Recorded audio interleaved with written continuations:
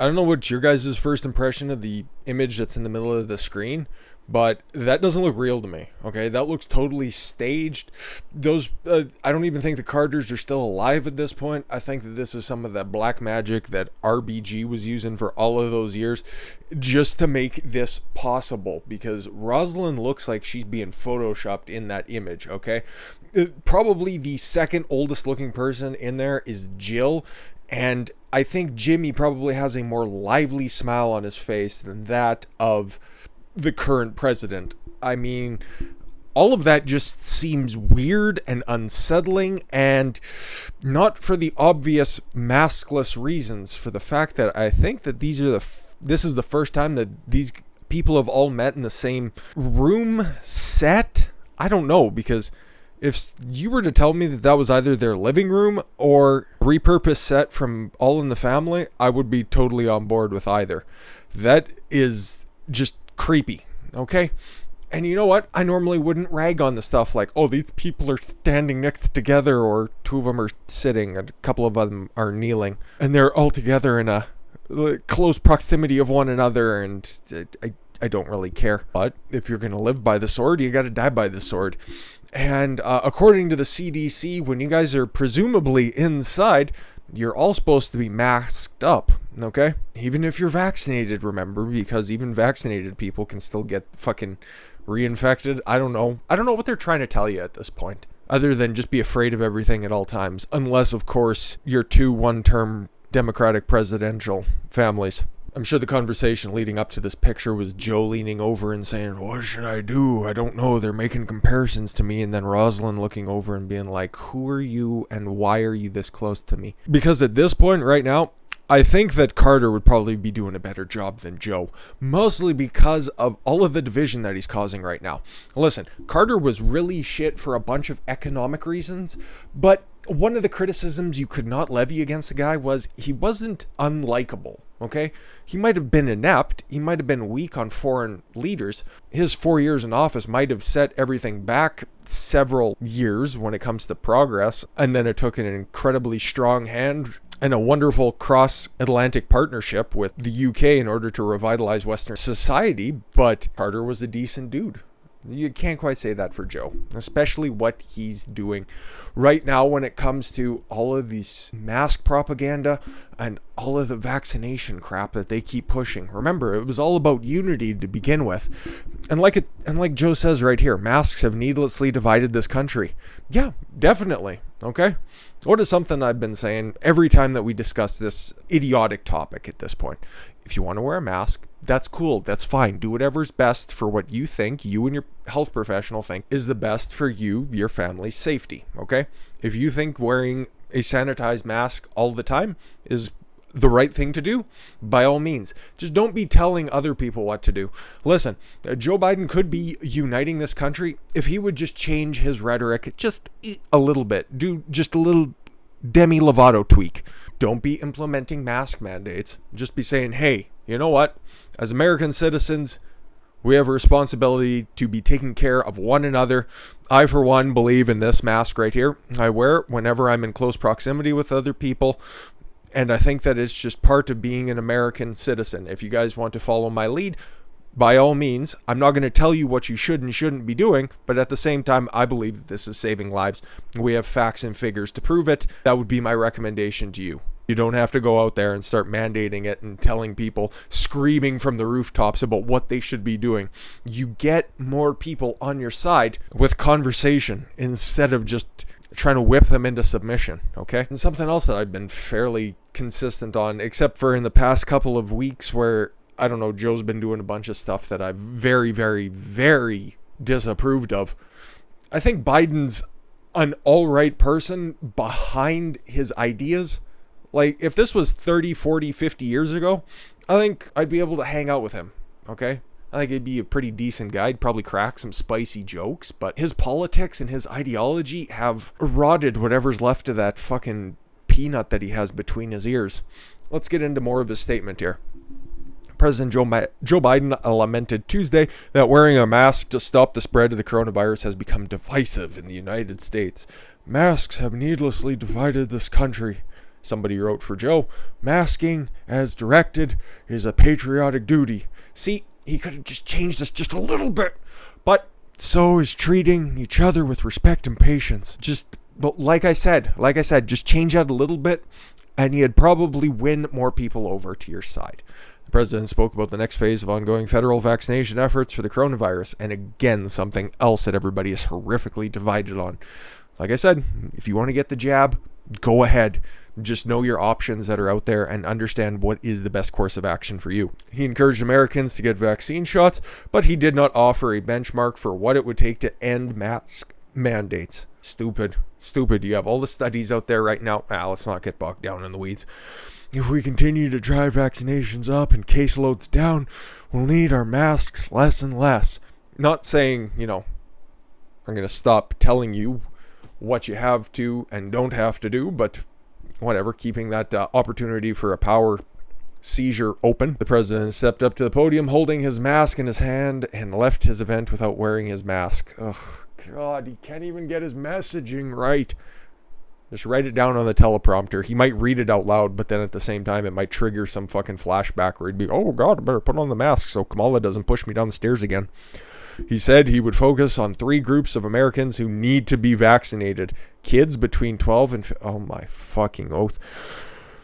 Adults who have had a hard time finding the shot. I think everybody over the age of 16 at this point can find one. And he just touted, wasn't that in his joint session address? Everybody, 90% of the country, 90 or 95% of the country, a massive, overwhelming percentage of people live within 5 miles of a vaccination site. You can't tell me that adults, actual functional adults, are having a hard time getting the jab. You can't convince me of that. I'm just going on what you've said, Joe. And Americans who remain unconvinced getting the vaccine was necessary. Well, if you've already had the coof, if you aren't at a high risk, I don't know.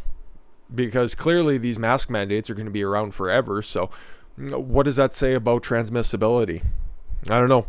Doesn't the science keep changing day to day? At least your guys' opinion. I'm just going on what I read and what I see, but whatever. Now we're going to have to bring the vaccine to people who are less eager. That sounds like a threat. Let me be absolutely clear. You do need to get vaccinated. Yeah.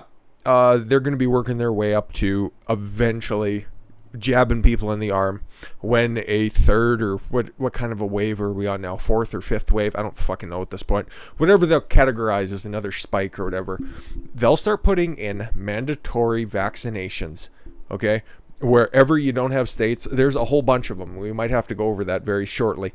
How many additional states have hopped on the bandwagon where they're not going to be doing the vaccine passports? And they've been lifting their mask mandates. We're going to be having to take a look at those states there because it's a growing majority of red states. I can't say that of everybody. I think it's double digits at this point when it comes to states that have lifted mandates and regulations. But this right here, it sounds like a threat. 2 of our vaccines were authorized under a prior administration, a Republican administration, a Trump administration, okay? Just say the words, okay? He's not going to hop out of the closet and he's not going to shake you down, Joe. It's all right. It's okay. The orange man is gone, at least for right now. You don't have to be looking over your shoulder just for your vice president, okay? And make sure you know who your secret security guards are, okay? And just to keep all of that stuff in mind. But that last line was really kind of unsettling, okay? Less eager Americans. Okay, what does he mean by that? President Joe Biden announced Tuesday the next phase of his efforts to get more Americans vaccinated for the coronavirus. The president acknowledged during a speech at the White House that vaccination rates were slowing down as the number of Americans anxious to get the vaccines was lessening. Okay, just because that the numbers are lessening, okay, if it started off at an incredible rate, right? That was all the people who normally would just come out and get vaccinated for literally anything that might potentially pose a threat. It's just like a Hollywood blockbuster popping into the theaters, okay? The overwhelming majority of the money is made in the first couple of weeks, and then it starts to slow down, okay? And then you get fewer and fewer people who want to go see it. Maybe word of mouth starts to spread about this, maybe not being the best or most cohesive story that's out there. It might not be the most engaging tale out there. You might get a couple of stragglers that want to hop out and they want to get a booster. Want to go catch it again in theaters before it leaves. But you get a situation like that. So just going on those kind of numbers, the rates are slowing down. That's just naturally how things go. You don't have to start inventing a boogeyman out there that, idiots and shit kickers don't want to get the fucking vaccine. They don't want to get stabbed in the arm. Yeah, there's a multitude of reasons for that. But you just go ahead and use the numbers that best craft your narrative. That's fine. That's your prerogative in life. That's by all means up to you. Biden reassured Americans the vaccines were safe, even noting that the first 2 were approved by the FDA under a former Republican administration of no specific description. We know we're going to get to a place where the doubters exist, or the people. I don't want to say lazy. Why would you say that then? Just not sure how to get to where they want to go, and it's going to be hard. All you have to do is just stop being such a dickhead. Stop yelling at people to make sure that everybody adheres to your perfect ideology. The only way that we can achieve the utopia is if everybody is vaccinated, and will continue to get vaccinated for as long as I tell them to. I don't think that's you, Joe. I think that's just the people that are telling you what to say, which doesn't absolve you of any responsibility of the words that comes out of your mouth. I'm just trying to lessen the blow, because I don't think you're a bad person. I just think that you're repeating a lot of stuff that you don't necessarily believe, and you aren't smart enough anymore to really filter that out and push your own old school democratic agenda. Maybe I'm off on that one. Maybe Joe is just a horrible person, but I'm willing to give him the benefit of the doubt. Mostly because he is a complete and utter laugh factory whenever he does give a public speech. So, just like this guy we're going to use to round out this segment, at least. George W. Bush. Probably the hottest take I've seen in a while. If the GOP stands for white anglo-saxon Protestantism, then it's not going to win anything.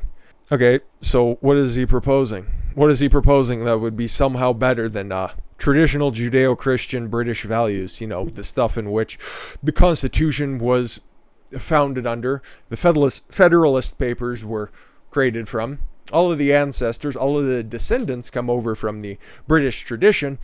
There's nothing wrong with that statement. There's nothing wrong with it whatsoever. Oh, it sounds scary because they're saying white Anglo-Saxon Protestantism. Maybe he's just a big fan of Blackie Lawless's band from the 80s, which I am, so hey, if they're scared of wasps, don't worry, you should be. The torture never stops. Former President George W. Bush told the Dispatch podcast on Friday that if the Republican Party stands for white Anglo-Saxon Protestantism, then it's not going to win anything. The Dispatch, launched in early 2020 by Never Trumper writers, including alumni of the now defunct Weekly Standard. Bush was interviewed by Sarah Isgur. This is a different podcast than the one that he was on the last time that we talked about Stupid W, but whatever. This fucking guy's just, making the rounds because it's something that Biden can't run as much PR as Trump was doing, because he didn't even need nearly the same amount of surrogates that Biden is pulling in right now. I'm pretty sure that Springsteen and Obama podcast is still on. I don't know if anybody's watching it. I haven't heard fucking word one about it ever since they launched, and Obama said something stupid. You could see why I made the conflagration between the two. They even had to get a fucking photo op with the Carters because everybody alive right now has to get on the Biden side right now in order to tell you how great he is. Hell, mainstream media, they're pushing out their fake numbers. An overwhelming amount of Democrats thought that his speech was really great and he was empathetic and such. Or that same group of people that were polled tell you that his approval rate is somewhere around 60. Sure. Meanwhile, they couldn't be asked to watch a fucking live stream from the White House. A clip of 200 people will watch, but 81 million votes can't be wrong. But let's just finish up with what old 43 had to say. Isgur asked Bush specifically about proposals to put Anglo-Saxon traditions into law. They're already the law. What the fuck are we talking about? And asked Bush if he would ever reach a point where he would say he was not a Republican. No, he's a neocon who used to run the Republican Party.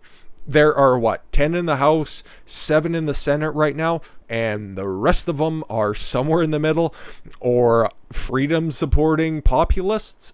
That's what the Republican Party is turning into, okay? Just like the Democratic Party, it started out under Andrew Jackson. it was a revolution against the first time that his election, way back then, was under dubious circumstances, okay? Rutherford B. Hayes became the president in 1876. Jackson came back in the following term and fucking steamrolled it, creating the Democratic Party of America that has existed ever since, okay? It started out as a populist party, and then it started to morph, it started to twist, it started to turn, and you could really see that in modern times from JFK to LBJ, okay? Because JFK might have been a meth-riddled, hooker-addicted idealist, but for the most part, if you look at his stances at the time in the early 60s, the motherfucker was pretty on the level with what you would find today in a Trump-supporting Republican. Not a whole hell of a lot of difference. And then you flip it over to the quote machine that became LBJ. He had a certain thing to say about a certain group of the population, about 13% voting in perpetuity for the next 200 years. He used a little bit more colorful verbiage, but it's pretty easy to find out there. All you need to do is just search for LBJ. I'll be having them vote for 200 years. At your own leisure, of course. But then if you got neocons on the other side, well, let me just finish up with the Democrats there. So then they switched into that control freak party under LBJ after maybe the aberration that was JFK, because he had that uninterrupted reign of terror under FDR, who, once again, if we're going to go ahead and compare Joe Biden to anybody, it would be an attempt at FDR, but ending up landing on Jimmy Carter. He's just not smart enough to pull off that Machiavellian strategy that allowed FDR to be sitting in the White House for 16 uninterrupted years. But what ended up at the cost of that? Well, as you remember, Jimmy Carter was the final Democratic president until Bill Clinton in 92. It was a long old fucking road, and the Democrats had to make a bunch of adjustments. And the only reason that Bill Clinton got elected, mostly because that split ticket that was there, but at the same time, he was very, very open about the fact that he was just going to take the economic policies that worked under the Reagan era, and he was going to take that, and those were Democratic values now. That was the modern form of neoliberalism, and that is Joe Biden. Joe Biden really is the conduit, the dying vestiges of neoliberalism, because you can see the movement bubbling under, just like it is over in the Republican side, where they've went from being a statist party to being an even more statist party to now being the populist wing, like it or lump it. And like Joe Biden is the dying vestiges of neoliberalism, George W. Bush, Liz Cheney, Mitt Romney, Mitch McConnell, they are the dying vestiges of neoconservatism. I was going to say neoconism, but that's not a word. So, to be frank, Bush can't run for another office, so he is of no consequence to anybody. He can continue to run out and stump for the death of the Republican Party, but when he left, the dude was A, not very popular, B, was constantly pilloried throughout his entire 2 terms in office, which started off under dubious circumstances, if you guys remember, of course, until a couple of Saudis crashed some planes into some very consequential buildings, and then as a retaliation for that, we've got the war in the Middle East, which Joe Biden's apparently going to end. Very fucking likely story. But Bush really, other than doing the podcast circuit trying to pimp his fucking paintings book, really holds no consequence to anybody. And retorting on things that people of no consequence have to say, really holds no value. Sucks to be a Bush nowadays, because if you're saddled with that last name, it's just like the last name of Cheney, which they're inexorably linked, obviously. It's more of an anchor than a helping hand at this point. But yeah, I guess that's the state of modern politics for today. A lot of stuff was said, a lot of stupid pictures were taken, and now Trump is back online, and that's what we're going to be talking about next. I thank you all very much for the gift of your time. I've been Don Consuelo. I want you to follow your gut and get after it. Take care, everyone.